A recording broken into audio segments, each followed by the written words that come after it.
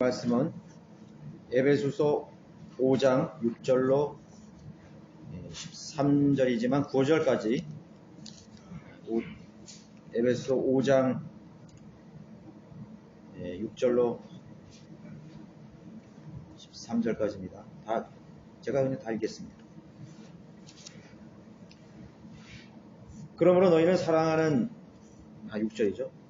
아무도 너희를 헛된 말들로 속이지 못하게 하라. 이는 이런 일들 때문에 하나님의 진노가 불순종의 자녀들 위에 임하기 때문이니라. 그러므로 너희는 그들에게 동참하는 자들이 되지 말라. 너희가 한때는 어둠이었으나 이제는 주 안에서 빛이니 빛의 자녀들로서 행하라. 이는 성령의 열매는 모든 선과 의와 진리 안에 있습니다. 무엇이 주를 기쁘시게 할 것인지 입증하라. 열매 없는 어둠의 일들에 관여하지 말고 오히려 그것들을 책망하라. 이는 그들이 비밀리에 행한 그런 것들에 대하여는 말하기조차 부끄럽기 때문이에요. 그러나 책망받는 모든 것이 빛에 의하여 드러나니 무엇이든지 드러나게 하는 것은 빛이니라. 여러분 교재 67쪽이 되겠습니다.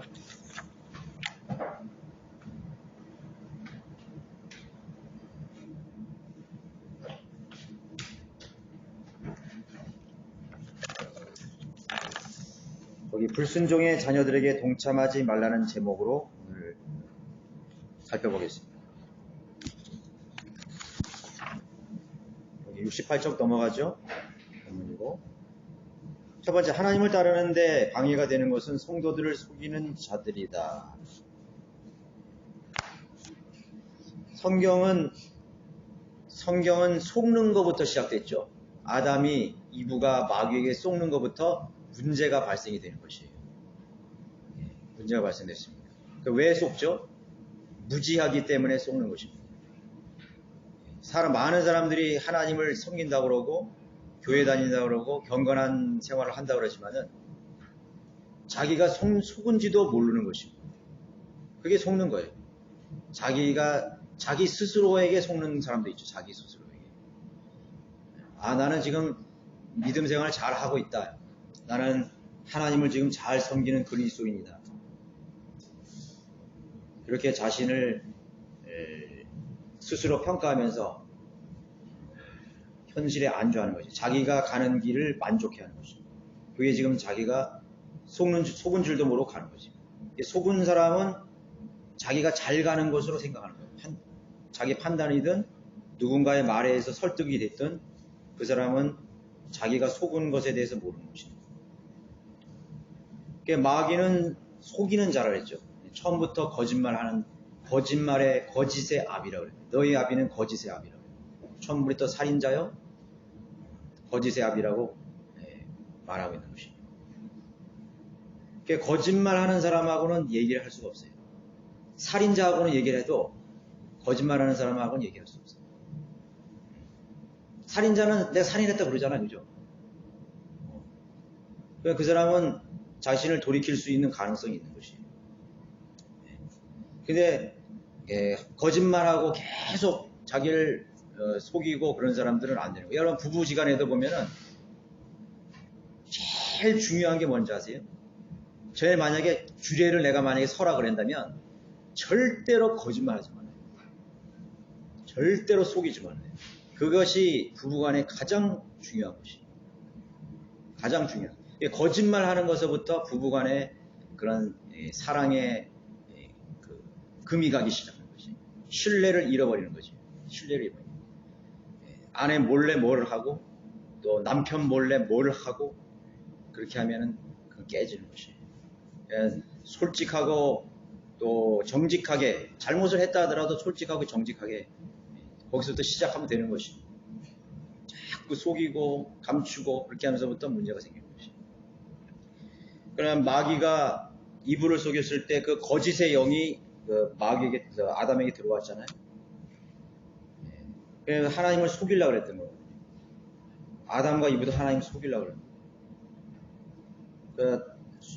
나뭇잎으로 자기를 가렸다니까. 자기를 속이려고 그랬어요. 자기가 의로운 척 하려고 속인 것입니다. 하나님은 그것이 인간에 있어서 가장 큰 문제라고 말하고 있습니다. 그래서 성경은 계속 속지 마라. 속지 마라, 속지 마라 하는 속지 말라는 걸로 가득 차 있는 것이 성경이에요. 왜 속았느냐, 이거. 어리석어서 속았고, 무지해서 속았고, 내 가장 사랑하는 사람이 나를 설득했기 때문에 속았다. 뭐 삼손 같은 것도 그렇죠. 속인 것입니다. 그래서 거기 이제 말씀하고 있는 것입니다. 헛된 말들로 속이는 일 때문에 하나님의 진노가 불순종의 자녀들 위에 임한다라고 말하고 있습니다. 진리의 지식은 항상 향상됩니다. 초대교회에 살았던 성도들보다 종교개혁에 살았던 사람들이 더 많이 향상된 진리를 가지고 있어요. 종교개혁 시대에 살았던 사람들보다 지금 우리 바이블 빌리버가 더 많은 지식을 가지고 있어요. 시대가 점점 갈 수 있도록 지식이 향상되는 거예요. 하나님께서 눈을 열어주셔서 향상됐다는 것이에요. 그런 것처럼 마귀의 교리도 여러 가지로 이제 다양화되고 교묘해졌습니다. 진리의 지식이 더 풍성하고 깊어진 만큼 마귀도 그만큼 여러 가지 경로를 통해서 이 성경을 가지고 사람들을 속이는 것입니다. 그래서 영적인 싸움이에요. 영적인 싸움. 마귀적 교리라고 하죠. 거짓 교리들. 그래서 마귀는 거짓 지도자들, 거짓 목사들이나 신학자들이나 거짓 교회들을 세워서 다양하고 아주 교묘한 방법으로 그렇게 사람들을 종교화하는 거예요. 종교인으로 만들고 속이고 구원받지 못하게 하는 것입니다. 구원받은 것처럼 착각하게 만드는 것입니다. 하나님이 그런 세태들을 향해서 하나님께서는 진노한다. 하나님의 진노가 불순종의 자들을 위해 임한다고 말하고 있습니다. 거기 설명 보시면은 하나님께서는 지상에 난무하는 속임수 때문에 진노하고 계시는 것이다. 하나님께서는 그분의 자녀들에게 명령하신 너희는 그들에게 동참하는 자들이 되지 말라라고 하고 있는 것입니다. 그리고 그런 짓을 하는 자들과도 교제하는 것부터 피하라는 것입니다. 피하라는 것.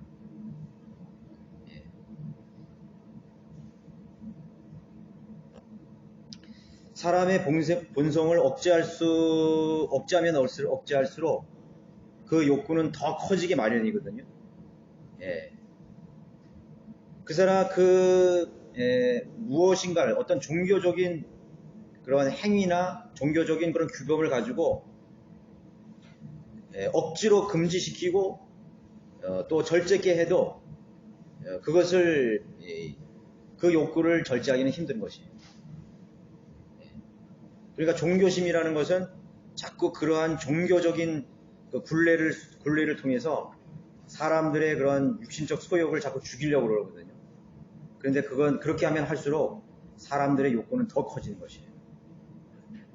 여러분들 자녀들에게 하지 말라 하면 더 하려고 그러죠. 하고 싶은데 그걸 억지로 강압적으로 누르면 안 하는 것 같아요. 그렇지만 그것이요, 자기 속에 그 욕구가 해결되지 못하기 때문에 언젠가는 그게 폭발하게 돼요. 자기에게 자유가 주어졌을 때. 막 사탕 먹지 말라, 어린애들 보여 막 단 거 먹지 말라, 과자 먹지 말라, 해롭다, 막 라면 먹지 말라.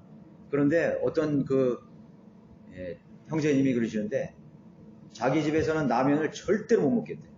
과자도 절대로 못 먹겠대요. 그런데 어느 날 밤에 아이들이 없어졌는데요. 애들 막 찾았대요. 그런데 애들을 찾았는데 그 동네 놀이터에 그 미끄럼틀 밑에서 거기서 두 애가 앉아가지고 과자를 사가지고 막 허겁지겁 막 집어먹더라고요. 그래서 그거 알았다잖아요. 야, 이렇게 억지로 이렇게 금지시켜서 되는 게 아니구나. 이게. 그러니까 이런 믿음 생활도 똑같아요. 아니면 자식 하면서 막 그냥 교회 안 가면 막 클럽 막 하면서 막 그렇게 해서는 안 된다는 거죠. 그렇게는 안 돼요. 이게 이단 종교가 그렇게 하거든요. 이게 모슬렘 같은 종교 봐요. 그냥 막 어려서부터 혹독하게 아주 그냥 종교적인 교육으로 시키잖아요. 그렇게. 그러니까 종교적인 우리나라 기독교계의 그런 것도 보면은 그런 게 굉장히 많다고. 강압적으로 막 하게 하고 말이에요. 강압적으로. 저도 우리 아이들에게 네가 무슨 믿음 생활 하기 싫으면 하지 마라. 스스로 하나님을 찾고 깨우쳐야지. 우리 학교 보내는 것도 그래요. 네가 선택해서 가라. 그러면 그런다고. 우리 저기 아빠는 목사님이고 목회자니까 아빠 체면이 뭐예요? 해서 그렇게 갈 수도 있다고. 왜 그런 걸 걱정해? 그렇게 하다가 자기 인생을 망치는 거예요. 망친다고. 그렇죠?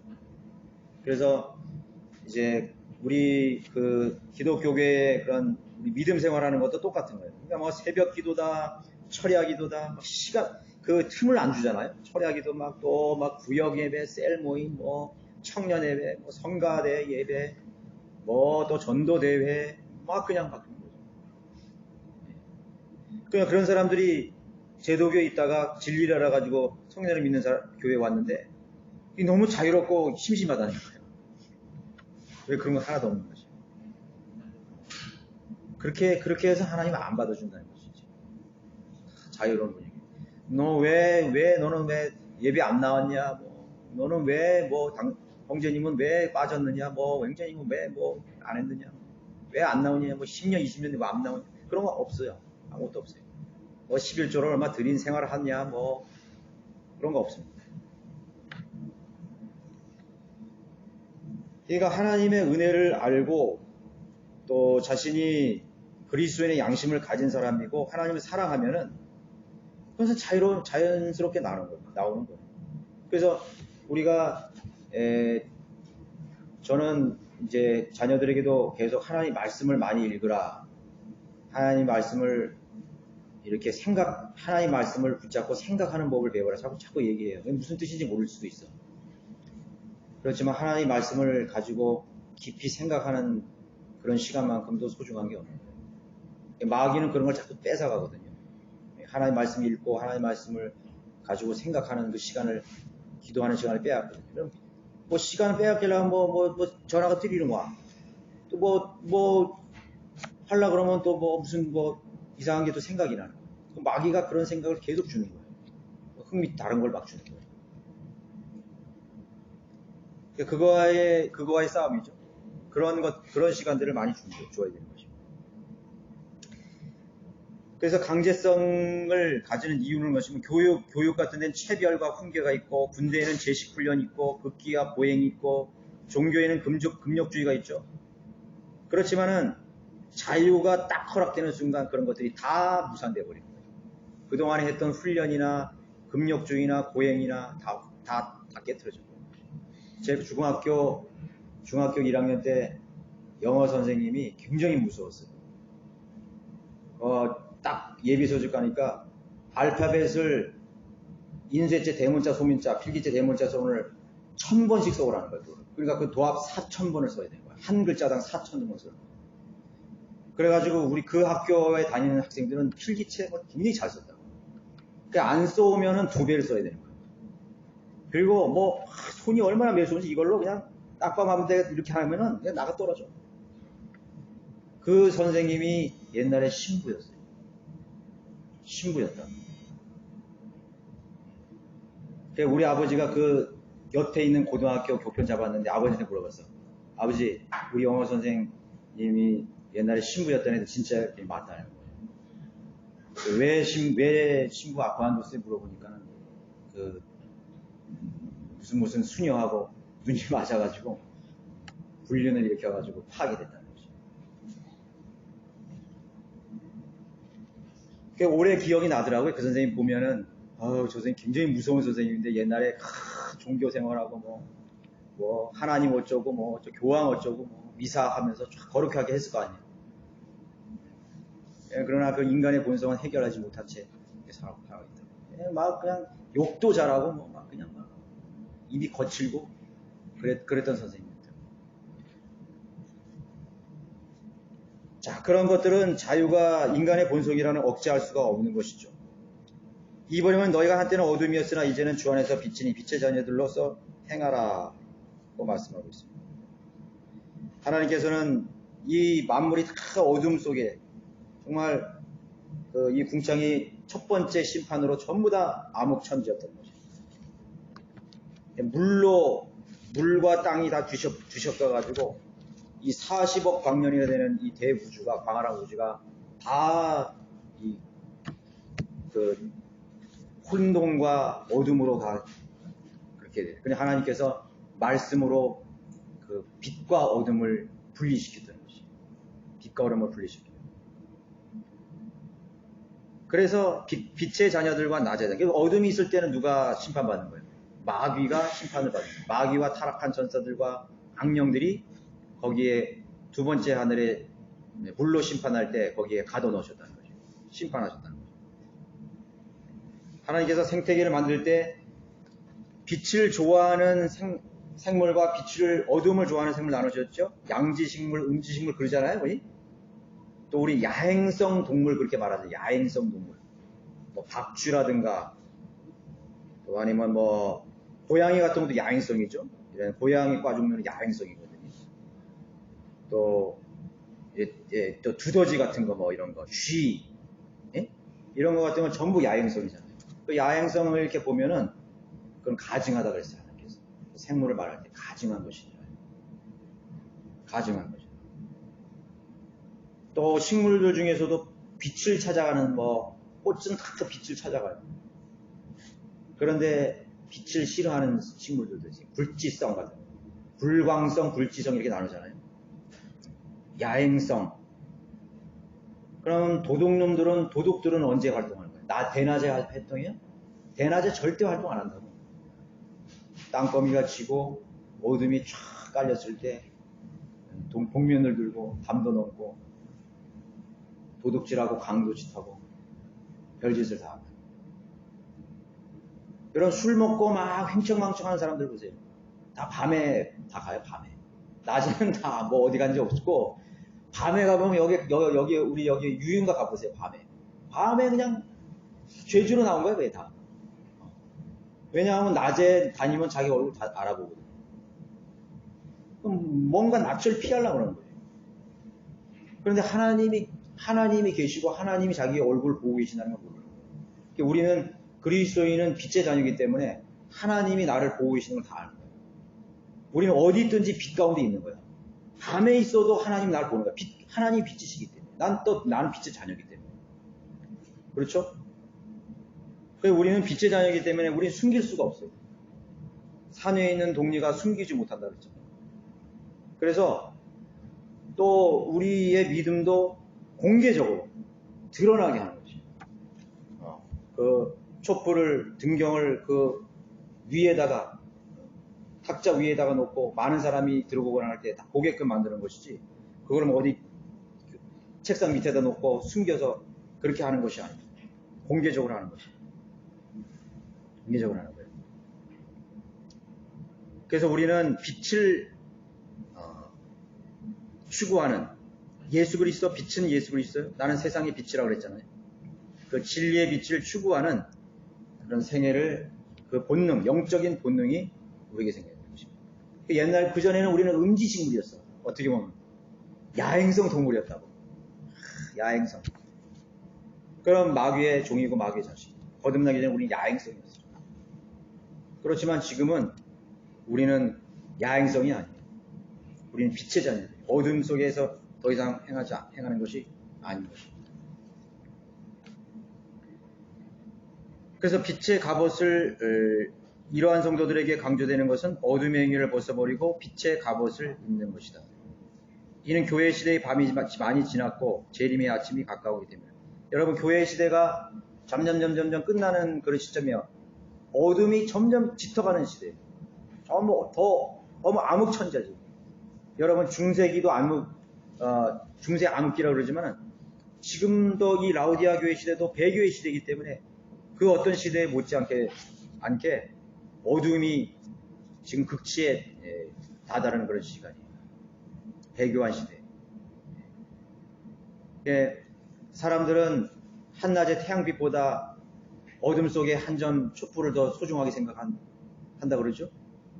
그러니까 어둠이 쫙 깔려야 그 별빛이 반짝반짝 활짝하게 더 영롱해지는 것처럼 여러분 주위에 이렇게 막 가로등이 있고 는 별빛이 안 보이잖아요. 저 우리 매질 같은 시골에 들어가면 별빛이 쫙 보이잖아요. 그죠? 얼마나 선명해. 왜 그래?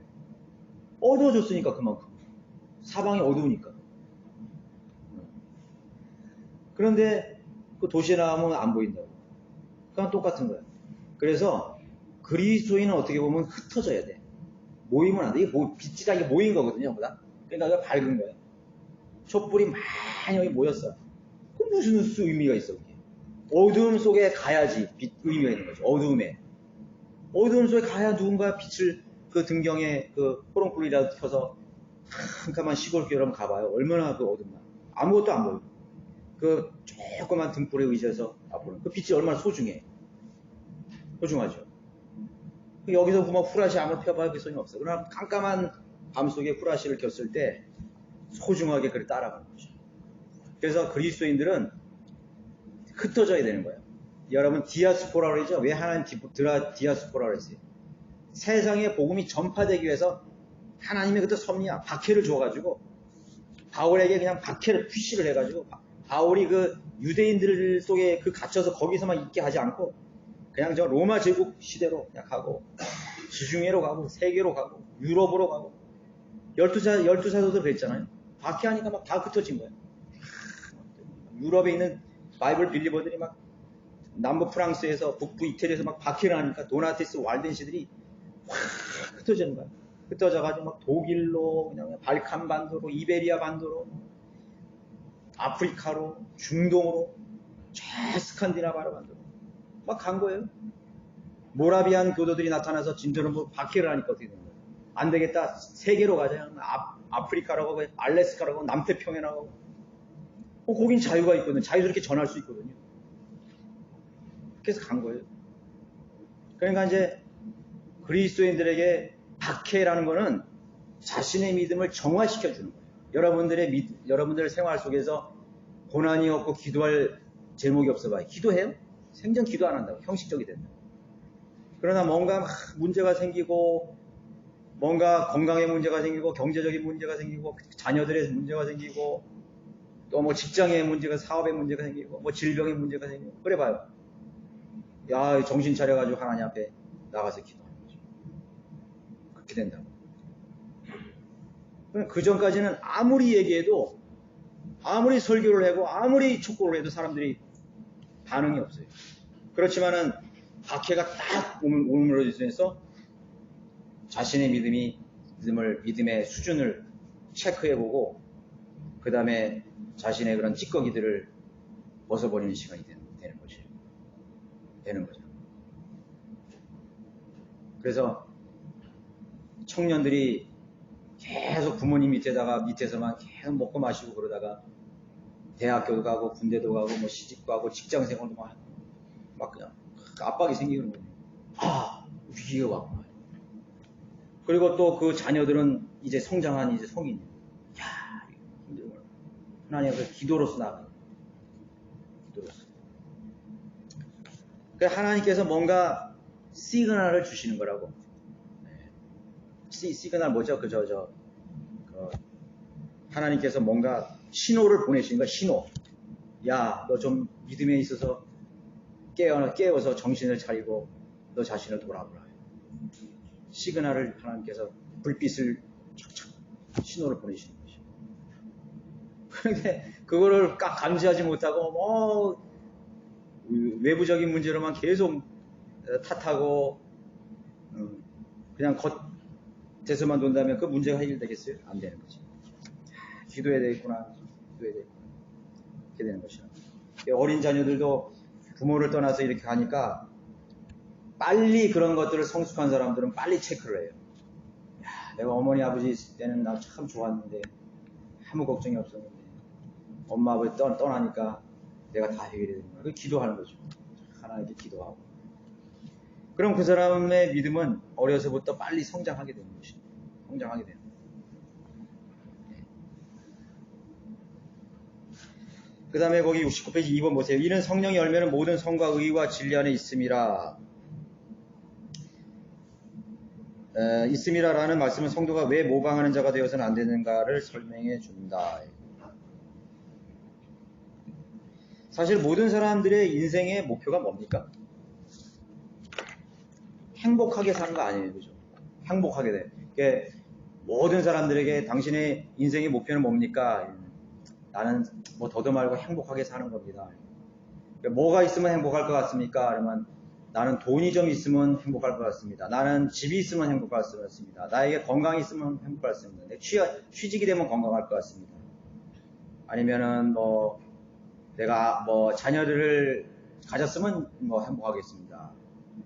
내가 또 뭐 연봉을 얼마만큼 받으면 행복하겠습니다. 다 그런 게 있을 거라고. 전부 다.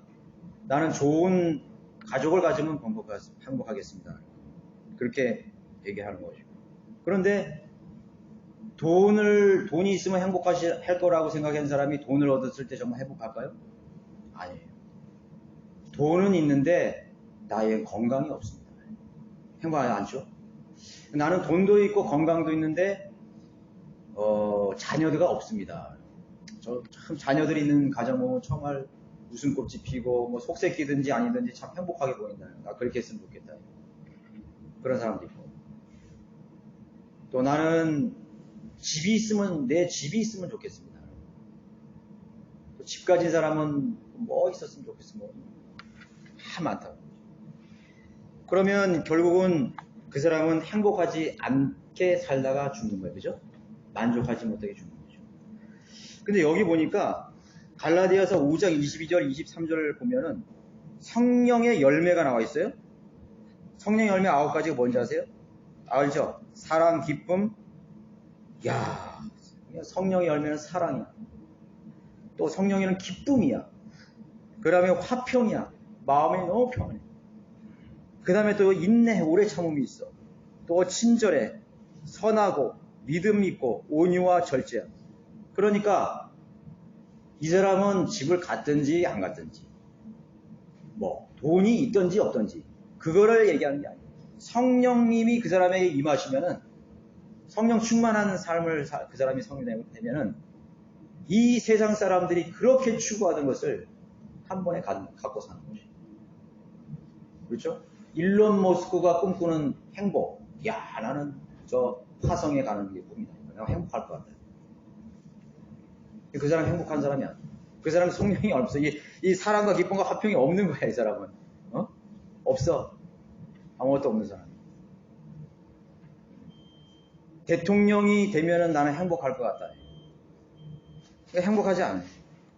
이 사람은 성령 안에서 거듭나지 않았기 때문에 그 안에는 절대로 사랑과 기쁨과 화평과 오래 참음과 친절과 선함과 믿음, 온유와 절제를 가질 수가 없는 것이죠. 이것을 가질 수 있는 마음의 방에는 비어 있어요. 예수 그리스도가 거기에 거하시기 전에 성령 안에서 그 사람이 그 열매를 맺기 전에는 그 사람은 그 방이 비어 있단 말이에요. 사람에게는 그 방 절대로 다른 걸로 채워줄 수 없는 방. 거긴 예수 그리스도만이 들어가 계실 수 있는 방, 인간의. 열매는 모방한다고 해서 맺히는 것이 아니다. 사람들은 모방하죠. 그런 것들을. 그죠? 겉모습은, 난 행복하다는 것처럼 그러고, 난 기쁜 것처럼 막 하고, 난 사랑한 것처럼 해보는 거죠. 특이한 건 뭐냐면요. 어떤 사람들은 죄를 지면서 그 행복하고 기쁜 거를 모방하려고 하는 거죠. 네. 죄를 지면서. 그러니까 죄를 짓는 것도요, 자기가 행복하고 싶어서 죄를 짓는 거예요. 그렇잖아요. 자기 행복과 자기 기쁨을 찾아서 갔는데 그게 죄로 나타나는 거야. 그러니까 그 죄를 지으면서 행복하려고 그러고 기쁨을 찾으려고. 가정을 파괴하고 불륜을 만드는 그런 사람들이 뭐 내가 불행하고 싶어서 그렇게 하는 거예요? 아니잖아. 내가 행복하게 하고 싶어서 그렇게 하는 거 아니에요. 가정을 깨는 거 아니에요. 도둑질하는 사람은 왜 하는 거예요? 자기가 행복하려고 도둑질하는 거예요. 사기치는 사람은 왜 사기치는 거야? 자기가 행복하려고 사기치는 거지. 다 똑같다고. 심지어는 강도짓 하는 사람들도요, 자기 행복을 위해서 강도짓 하는 거예요. 나 저주받아야지, 이렇게 하면서 그렇게 뭐 하는 게 아니라고. 자기가 행복해지려고, 죄를 짓는 거예요. 그러니까 참 모순된 거죠. 자기가 사랑과 기쁨과 평화와 자기가 행복하고 만족하기 위해서 죄를 지면서까지 그렇게 한 거예요. 그러니까 이 세상 사람들의 참 다양한 그런 삶의 모습을 보면은 그 성령의 열매를 성령만이 주시는 그런 인간의 행복을 그리스도인의 성령 충만한 그리스도인의 삶을 그리스도인만이 가질 수 있는 그 행복을 이 세상 사람들은 죽을 때까지 찾아도 얻지를 못하고 결국은 죽고 가는 것이. 그게 뭐지? 나는 여태까지 살면서 한 번도 행복하지 않았어. 나는 여태까지 살면서 한 번도 기쁘지 않았어. 나는 여태까지 살면서 한 번도 마음에 화평이 없었어. 네. 그냥 그런 것들이 기쁨인 것 같고, 만족인 것 같고, 또 사랑인 것 같았지만, 그게 아니었던 거죠. 그게 아니었던 거죠. 그래서 그런 걸 모방한다고 해서 맺히는 것이 아니다. 이렇게 말하는 것입니다. 성도가 예수 그리스도께 가지처럼 밀착해 있을 때, 그 성도 안에 계신 성령님께서 자연스럽게 맺어주시는 것이 바로 성령의 열매이다. 성령의 열매다. 그러니까 포도나무 가지의 비유를 거기에서 예수님께서 말씀하셨죠. 예, 가지에 붙어 있을 때 우리가 그 분의 몸의 일부가 됐을 때 그 예수 그리스도의 피와 영으로 우리가 하나가 되어서 이제 하나님께서 주시는 것이죠. 하나님께 주시는 것이죠. 거기 2번에 보시면 70페이지 그리스도인은 성령의 열매가 맺힐 수 없는 어둠의 일들에 관여하지 말고 오히려 말하기조차 부끄러운 일들을 책망해야 된다. 책망해야 된다. 위에 보면 이제 마태복음 7장 20절 같은 경우는요. 좋은 나무는 좋은 열매를 맺고 나쁜 열매는 나쁜 열매를 맺는데 그 나무가 좋은지 나쁜지를 보려면 열매를 보고 알라 그랬잖아요. 근데 거기서 우리가 특별히 주목해야 될 점은 뭐냐면 나쁜 열매를 맺는다고 할 때 어떤 거에 대해서 말씀하셨냐면 주여 우리가 마귀도 쫓아내고 또 그 다음에 기적도 행하고 경이로운 일을 많이 행하였다. 그런데 예수님이 뭐라 했냐면 주여 주여 하는 자마다 그런 말씀하셨대요. 내 뜻대로 행하는 자라 되네. 그런 말씀을 하시면서 그 앞에 문맥의 나쁜 열매에 대해서 얘기합니다. 그러니까 예수님의 이름으로 마귀도 쫓아내고 병도 고치고 기적도 행하는데 그런 걸 뭐란 거예요? 예수님은 나쁜 열매라 그러는 거예요. 응? 이 악한 자들아, 악한 종들아 이거예요. 나는 너희를 도무지 모른다 이거예요. 아 주님 내가 얼마나 주님의 이름으로 마귀도 쫓아내고 기적도 행하고 치료도 하고 방언도 하고 뭐도 하게 했지 않습니까? 근데 그게 주님의 뜻이 아니라는 거예요. 그 은사주의들이 왜 그걸 모르는지 모르겠어요. 왜 모르는지 모르겠어요. 그게 나쁜 열매라는 거예요. 예. 그래서 좋은 열매라는 것은 주님의 뜻을 잘 살펴서 행하는 자가 되어야 된다고 말씀하고 있는 것이죠. 말씀하고 있는 거예요. 그러니까 그 사람은 좋은 나무가 먼저 돼야 되는데 좋은 열매를 먼저 흉내내려고 그러다가 나쁜 열매가 나오게 된 것이.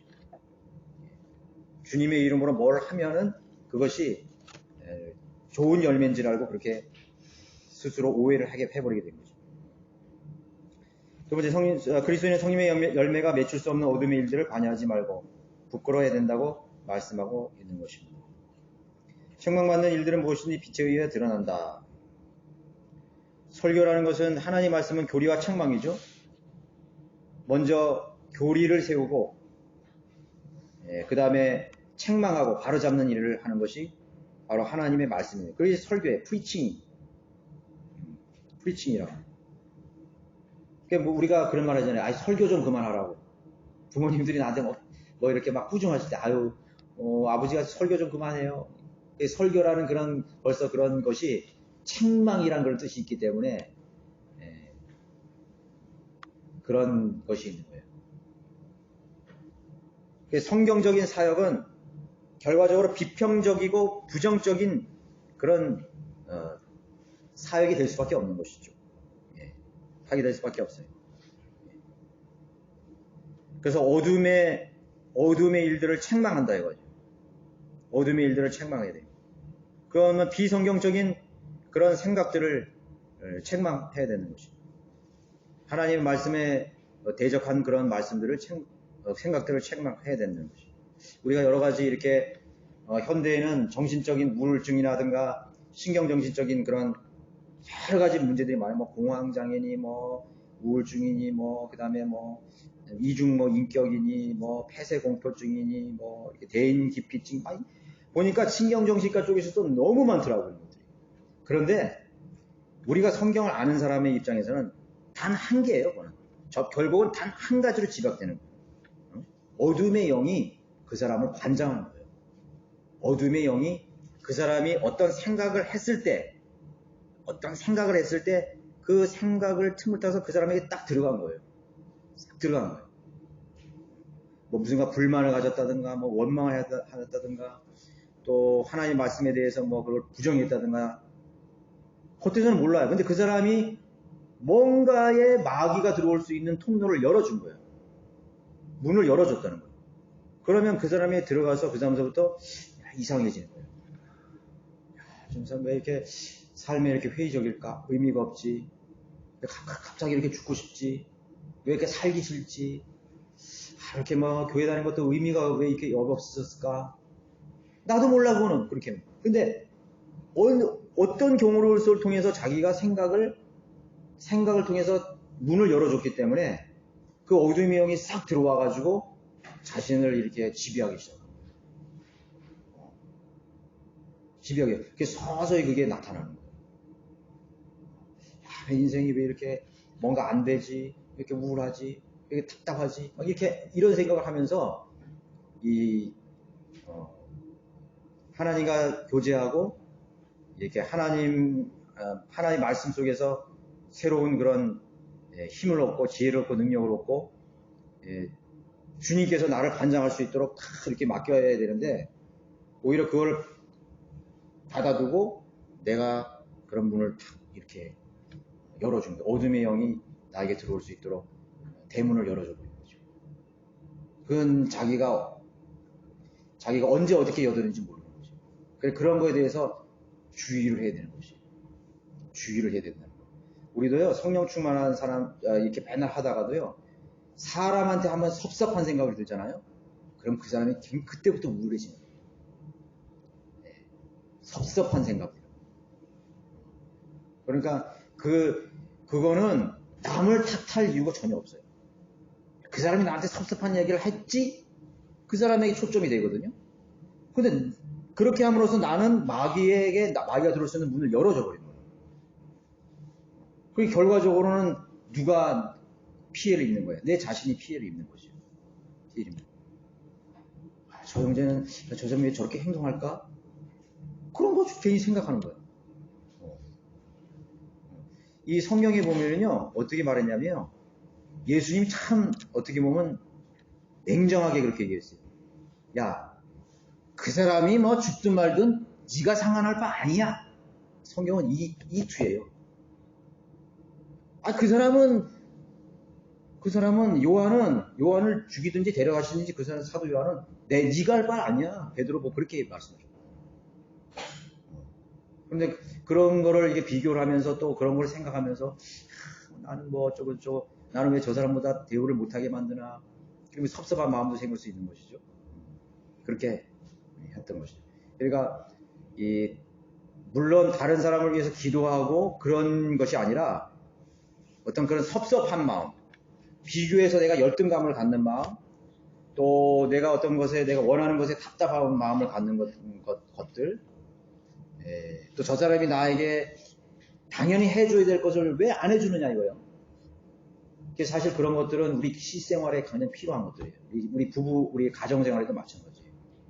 아내나 남편이나 뭐 이렇게 했을 때 남편이 아내에 대한 의무, 남편이 아내에 대한 의무, 또 자녀들이 또 부모들에 대한 의무, 또 부모가 자녀들에 대한 것, 이런 것들이 있었어도 절대로 그런 것에 대해서 원망하거나 섭섭하거나 그런 마음을 가지면 안 돼요. 그럼 아시면 기도하고 내 자신이 하나님 앞에서 화평을 누리는 법을 배워야 돼요. 기쁨을 누리는 법을 배워야 되는 것이에요. 네? 그러면 되는 것이에요. 기도하고 그렇게 하면 되는 거예요. 섭섭하다 말이에요. 우리 지역교회 내에서도 형제들끼리, 지체들끼리 그런 것들이 좀 많이 봤어요. 그러면 마귀가 그 사람 안에 들어오는 거죠. 그래서 그런 여러 가지 그런 것들이, 그러면 그 사람은 이제 믿음이 이제 무너지기 시작하는 거죠. 와르르 다 무너져가지고 믿음 생활하는 게 하나님을 섬기고 헌신하는 것이 의미가 없어져요. 의미가 없어진다고요. 마음을 다 상실해버리는 거예요. 이때부터. 그럼 끝이야. 그러면 이제 마귀의 종이 돼가지고 육신대로 돌아가고 그렇게 돼버리는 거죠. 세 번째, 초림 당시 유대인들이 예수 이렇게 나오기를 꺼려했던 것은 참비지신 분께 자기 행위가 드러나 책망받을 것 같아서였다. 이렇게 하는 거죠. 뭐 당연한 것이겠죠. 어둠은 빛을 싫어하니까. 그 사람들은 어둠 자체를 자기 스스로가 어둠 속에 있다는 걸 몰라요. 마귀의 종이었다는 걸 모르고, 자기가 무지하다는 것도 모르고, 하나님 말씀을 대적하고 있다는 것 사실도 모르고 그렇게 한다고요. 우리 자신들도 살펴볼 점이 뭐냐면, 여러분 그런 착각을 참 버려야 돼요. 저 자신도 그렇게 잘 많이 생각하고 있는데, 난 참 그래도 뭐 무난하게 믿음 생활, 하나님을 잘 섬기고 있다. 나는 그리스도인으로 잘 생활하고 있다. 그거 대단한 큰 착각이에요. 내가 그동안 그래도 떨어져 나가지 않고 여기 잘 있어 왔다. 대단한 착각이거든요. 난 잘하고 있다. 이 생각 자체가 마귀에게 쏘은 거라고. 뭘 잘하면 잘해요. 하나님 보시기에 정말 너무 부족하고 그러는데 뭐 잘해. 근데 자기 자신은 잘했다고 생각해요. 나는 그래도 뭐 참여도 잘하고 뭐 누구한테 책망받을 일 없고, 나는 뭐 형제자매들 결례를 한 일도 없고, 또 뭐 교회에서도 내 역할 잘하고 있고 하고 있다 이거예요. 그렇게 함으로써 그래도 지금까지 잘하고 왔구나. 뭐 실족된 사람도 있고, 타락한 사람도 있고, 또 교제에서 떨어져 나간 사람도 있고, 믿음을 버린 사람도 있고 하는데, 그래도 나는 진리를 알아서 여기까지 잘하고 있구나. 저 자신도 보니까 그렇게 생각하고 있더라고. 저 자신도 보면은, 그래도 지금까지 잘 버텨왔고, 잘 하고 있구나. 그냥 어느 날 내가 보니까, 그건 대단한 큰 착각이었어. 너무나 큰 착각이었어.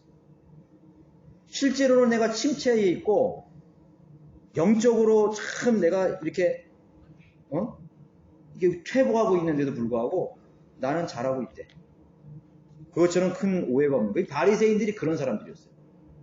그러니까 누군가가 자기는 잘하고 있다고 생각하는데, 예수라는 사람이 나타나서, 너 독사의 이 자식들아, 마귀의 종들아, 이 어둠의 종들아, 많은 사람들 지옥 자식 보내는 이 눈먼 자들아, 막 하니까, 난 잘하고 있는데 말이야, 항상 막 화를 내면서 막 죽일 듯이 달려. 여러분들, 목사들 보고 제동경 목사인데, 당신은 무지합니다. 당신은 틀렸습니다. 당신은 거짓 교리입니다. 거짓 목사입니다. 그래 봐요. 난리 나죠? 난리 납니다. 나 잘하고 있어. 니보다 더 잘하고 있어. 그러면서 말이야. 나 귀신 쫓고 어쩌고 저쩌고 하면서 말이야. 사역도 이렇게 크게 하고 있고 말이야. 어떻게 하고 난리 나죠. 잘하긴 뭐 잘해. 그러니까 저는 교만한 것이만, 굉장히 교만해. 무지 가운데 있고 말이죠. 아무것도 눈먼 자들아. 하나님께서 그 눈먼 자들을 소경을 인도하시는 거예요. 소경이 정신이 소경인데 또 다른 소경을 또 지옥으로 이끈다고요. 근데 그 사람들은 자기가 뭐예요? 잘하고 있다고 생각하는 거예요. 나는 굉장히 잘하고 있다 이거예요. 나는 굉장히 하나님 잘 섬기고 있다 이거예요. 보라 이거. 그렇게 하고 있는 거예요. 그러니까 그거는 그 사람들에게도 적용할 수 있지만, 우리는 우리 자신의 개인의 믿음으로서, 나는 내가 잘하고 있다고 생각했는데 이게 아닌데, 그렇게 여러분 스스로를 돌아볼 수 있는 그런 눈이 있어야 돼요. 그래서 내가 어둠 속에 있으면서도 내가 그거를 인정하지 않아요, 사람들이. 인정하지 않는다. 인정하는 거. 게으른데 자기 부지런한 것 같이 생각되고 그렇게 생각하고 있다.